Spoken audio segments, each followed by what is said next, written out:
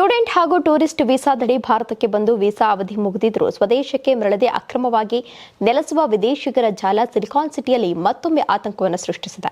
ಇದರ ಬೆನ್ನಲ್ಲೇ ಬೆಂಗಳೂರಿನ ಕೊತ್ತನೂರು ಪೊಲೀಸ್ ಠಾಣಾ ವ್ಯಾಪ್ತಿಯ ಹೋಮ್ ಆಫ್ ಹೋಪ್ ನಿರಾಶ್ರಿತರ ಕೇಂದ್ರದಿಂದ 4 ಉಗಾಂಡ ಮೂಲದ ಮಹಿಳೆಯರು ಕಿಟಕಿ ಸರಳು ಮುರಿದು ಪರಾರಿಯಾಗಿದ್ದು, ಇವರು ಮತ್ತೆ ಮಾದಕ ವಸ್ತುಗಳ ಸ್ಮಗ್ಲಿಂಗ್ ಜಾಲದಲ್ಲಿ ಸಕ್ರಿಯರಾಗುವ ದಟ್ಟ ಸಾಧ್ಯತೆಗಳು ಎದುರಾಗಿದೆ.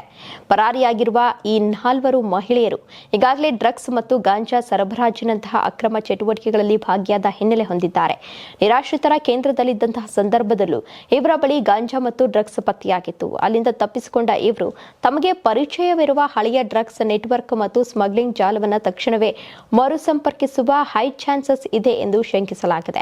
ವೀಸಾ ಅವಧಿ ಮುಗಿದ್ರೂ ಇಲ್ಲೇ ಉಳಿದುಕೊಂಡಿರುವುದರ ಮುಖ್ಯ ಉದ್ದೇಶವೇ ಈ ಡ್ರಗ್ಸ್ ದಂಧೆಯಾಗಿರುವುದರಿಂದ ಇವರು ಸಮಾಜಕ್ಕೆ ಮತ್ತಷ್ಟು ಮಾರಕ ಆಗುವಂತಹ ಆತಂಕ ಮೂಡಿದೆ.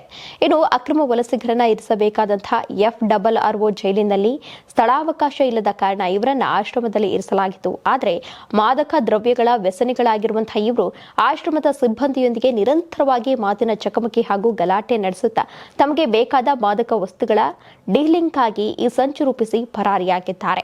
ಈ ಆಘಾತಕಾರಿ ಘಟನೆಗೆ ಸಂಬಂಧಿಸಿದಂತೆ ಕೊತ್ತನೂರು ಪೊಲೀಸ್ ಠಾಣೆಯಲ್ಲಿ ಈಗಾಗಲೇ ದೂರು ದಾಖಲಾಗಿದ್ದು, ಮತ್ತೆ ಸ್ಮಗ್ಲಿಂಗ್ ಜಾಲಕ್ಕೆ ಜೀವ ತುಂಬಲು ಹೊಂಚು ಹಾಕ್ತಾ ಇರುವಂತಹ ಈ 4 ವಿದೇಶಿ ಮಹಿಳಾ ಆರೋಪಿಗಳ ಪತ್ತೆಗಾಗಿ ಪೊಲೀಸರು ಹಗಲಿರುಳು ತೀವ್ರ ಶೋಧವನ್ನು ಮುಂದುವರಿಸಿದ್ದಾರೆ.